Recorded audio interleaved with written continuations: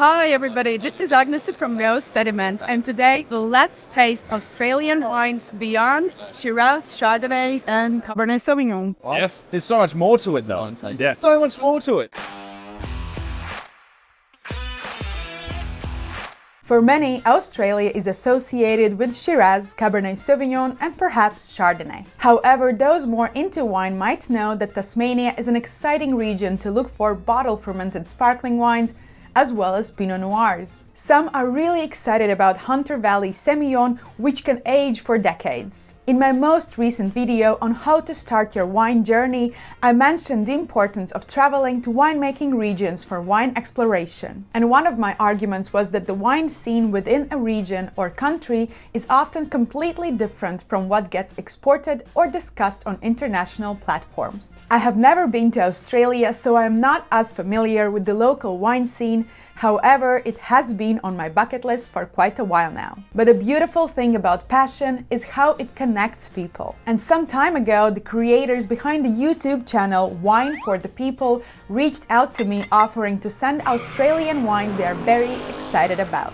According to them, these are wines mostly enjoyed by the locals and may not be as easily found outside of Australia. I also had the chance to meet them recently at the ProWine Wine Fair here in Europe, as you saw in the intro. They are truly passionate people and you can feel it just by talking with them. So after a small hiccup with customs, I finally have these wines on my table, ready to be tasted. I'm so excited now to go home and taste those wines. As I taste these wines, I will share some insights from the folks at Wine for the People. Let's go! So wine number one, Charlotte Dalton, Love You, Love Me, Semillon. Charlotte Dalton. Yep. So our good mate Charlotte Hardy, setting herself up down in South Australia, doing some awesome stuff with Semillon. Reinterpreted in a bit of a different way. Many might be familiar with, say, Hunter Valley Semillon, but this is way more texture. Yeah. You know, really, really good fun. An incredible female winemaker that's really sort of kind of setting the tone, I think, for Semillon in Australia at the moment. It has a very unique nose. There's a lot of toastiness in it, some fresh nuts, some dried herbs, and dried lemon peel, salted lemon. There's a bit of like honeyed underlayer there. Exactly what the guys said. It does show the Semillon acidity, which is very high here, mouth-watering and lively. However, this wine has way more texture.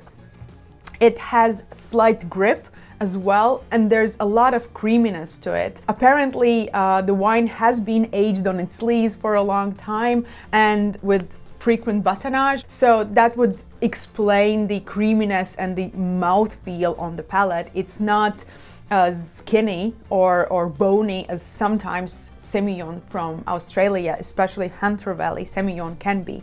However, it does have that nuttiness, that toastiness that you expect from older or aged Hunter Valley Semillons. Overall, a bright and refreshing wine, by the way, from 2017 vintage, showing that screw cap works perfectly to preserve your wine. It is still very vibrant, and I will give this wine 92 points. You broke me, guys. You broke me. You made me switch to 100-point scale. So wine number two by tripe.Iscariot, Chenin Blanc from Margaret River, Kroos, 2019 vintage. I hope I pronounced that right. Tripe.Iscariot Chenin Blanc from Western Australia down in Margaret River. Most of it was Chardonnay, but Western Australia has also got 100-year-old vines, particularly in the Swan Valley. They've got But Tripe.Iscariot makes some of the best kind of examples on Chenin Blanc in Australia, isn't it? I love Chenin. My favourite grape variety. Yours, Nebbiolo, mine is Chenin. I love Chenin. Everybody knows Chenin. I think that Chenin Blanc is a sommelier's or winemaker's grape. We usually love it a lot and enjoy it a lot. I don't understand why it is not more popular amongst regular wine consumers though. Maybe it is because of its acidity. Some wine critics have described the acidity as nasty, so let's taste whether or not this wine has nasty acidity. It is very aromatic on the nose, and there is some like tea quality there. Like herbal tea, something that I remember from my grandmother. Some chamomile. Honeyed chamomile. Very beautiful. You usually expect a lot of these appley notes in Chenin, and this shows yellow, ultra-ripe apple type. Yeah, apple peel as well. But it's very fresh and vibrant on the nose, so let's taste it. There is some textural element, some phenolic grip at the back palate, which for me is unique. I don't usually associate this with Chenin Blanc. The acidity is high, very high, certainly refreshing. This has this very long aftertaste driven by green apple and lime zest. And I think it is thanks to that acidity. It kind of focuses all those flavors on your palate, and it just lingers there and stays there. Lovely wine. When I was reading about these wines, I found a beautiful, beautiful quote by the winemaker, and I wanted to read that. Staying my hand when the fruit needs me to listen, and intervening when the fruit needs to listen to me. And I think that just beautifully describes the viticulture that I believe in. There are moments when wines need to listen to you, and there are moments when you need to listen to your wines. And I think that is one of the most beautiful quotes I have read lately. It is slightly different Chenin Blanc that I have used to or enjoyed lately. It has more structure, so I will give this wine 94 points. I did enjoy it quite a lot, and I think it has a potential to age definitely. Just that acidity is still lingering on my palate. The next wine is actually skin contact wine made from very aromatic grape, which is Muscat Blanc, and with some additions of Semillon, which I mentioned in the beginning has high acidity, which might be the reason why Semillon is added here. And this is done by Sven Joschke, and the wine's name is Lambert. Sven Joschke, so someone we stumbled upon in the last few years. Really exciting young winemaker. We got enamored by their Sench Baize, but they also have started to produce some really interesting styles of skin contact wine, and he's made a skin contact Muscat Petits Grands, Muscat Blanc Petits Grands. We're going to use full whack. And yeah, fantastic expression. He's based out of the Barossa and works with some fantastically farmed vineyards, a lot of organics, a lot of old wines, really small farmers, yeah, and also, again, very lovely chap. Naturally talented. One of the most amazing naturally talented winemakers. We can see right away that this is more natural approach to winemaking. It is not clear or bright. It has some cloudiness to it. It is a bit shy on the nose, which is unexpected because of the skin contact and the grape variety. I was expecting it to be bursting out of the glass. But there is some quince, some dried quince element to it. Let's taste it. Despite this wine spending 30 days on its skins, it actually is very smooth on the palate, and the tannin level is, I would say, towards the lower side, and definitely not grippy or aggressive in any way, so it's quite smooth. I would say that even slightly leesy, the palate seems like rounded, but I don't think it is showing its true potential to me yet. Where are you? It is starting to show some slight dried herbal elements in it, and maybe some dried mandarin peel. Dandelion honey. But overall, this wine has locked itself for me to enjoy. So I think I should revisit this wine, and I definitely will. But at this moment, Sven Joschke Lambert, I will give 89 points to this wine. Should we move to the next wine? Very excited. It is Grenache.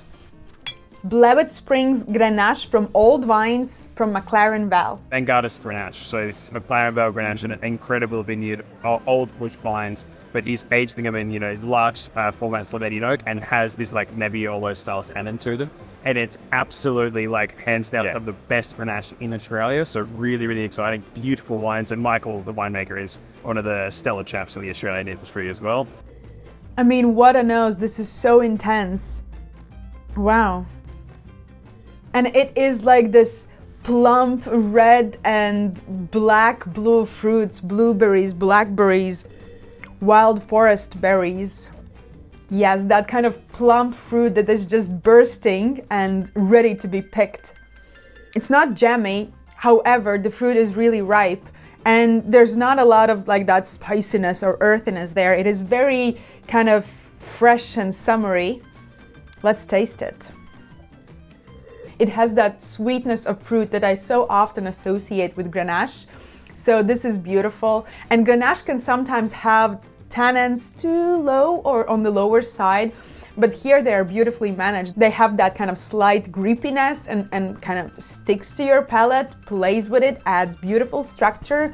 It is still very lively and easy to drink. I do think that Grenache can age and age beautifully, but I think this wine would be best to enjoy when it is young and lively and maybe slightly chilled. I wouldn't mind. Nothing too complicated or difficult to understand, just a burst of fruit flavors and burst of summer. So I will give this wine 92 points. I thought it was a lovely, beautiful, fresh, clean wine, and I like the style quite a lot. We actually do have one Shiraz which is coming from estate of Ravensworth, but it is not pure Shiraz. It is co-fermented with Viognier, which is quite common practice in Rhone Valley area where some of the most expensive and well-known Shirazes are coming from. What we're starting to see as well, a lot more blends with Shiraz and a lot more approach towards, I guess, more, I don't know, like New World styles that are New World for us. So Ravensworth, Shiraz Viognier, which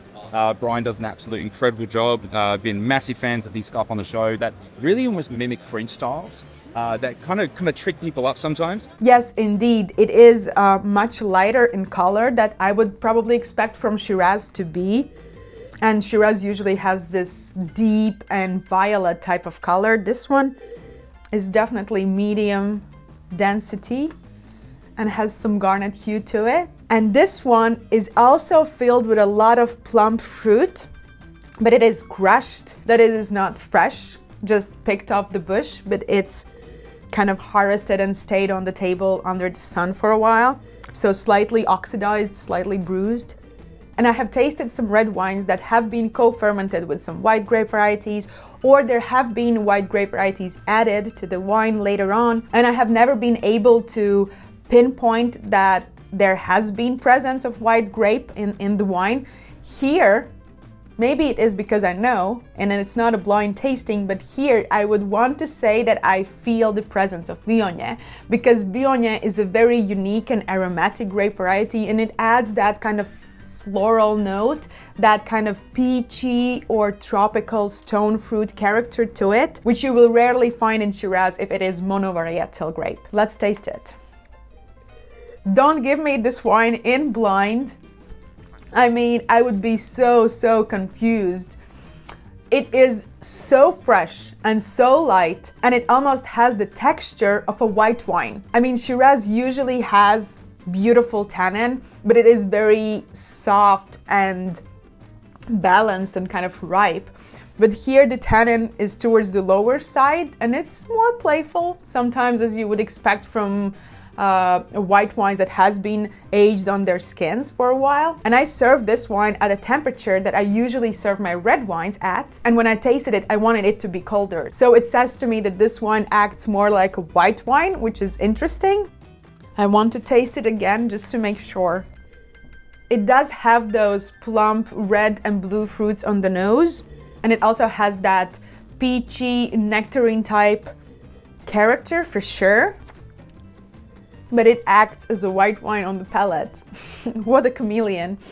Anyway, this is a very unique wine, very interesting. I am slightly confused about it, but I cannot say that I don't like it. So I will give this wine 94 points. Lastly, come wine from Luke Lambert, which is Nebbiolo, one of my favorite grape varieties. I know you're a big fan of Nebbiolo. I am. Aren't we all? Aren't we all? And so I know when you reached out, you're like, send us some Nebbiolo. We thought we'd send our favourite producer in Australia, so Luke Lambert, set up in Yarra Valley, and he's doing, absolutely world-class Nebbiolo, really reflecting Australian terroir in a pretty incredible way. On the nose, it definitely shows more fruit than maybe I expect from Barolos or Barbarescos. In all honesty, Nebbiolo is not a grape variety that is very fruit-forwarded or very fruity grape, so this is unique. But it does have that earthiness, that truffly note that I expect from Nebbiolo. And it's quite floral as well. I mean, it has that kind of lilac note, which in my opinion, some of the best Nebbiolos will show. Similarly, as on the nose, on the palate, this wine as well shows more fruity characters than maybe I would expect from Piemontese examples. It is definitely not as austere, and interestingly, it is not as full-bodied as I expected it to be or expect from Barolos or Barbarescos to be. It is a bit skinnier, and very unique is the tannin structure here because Nebbiolo is notoriously famous with high levels of sometimes aggressively tasting tannins. But here these tannins are managed quite well. They are more playful, not as full, not as mouth coating, not as coarse. However, it still has that elevated, beautiful, refreshing, cherry-driven acidity, which we all love in our Nebbiolo wines. So I think this is beautiful and well-made wine, and I would give it, I just want to show you the label, and I will give it 95 points. Amazing structure.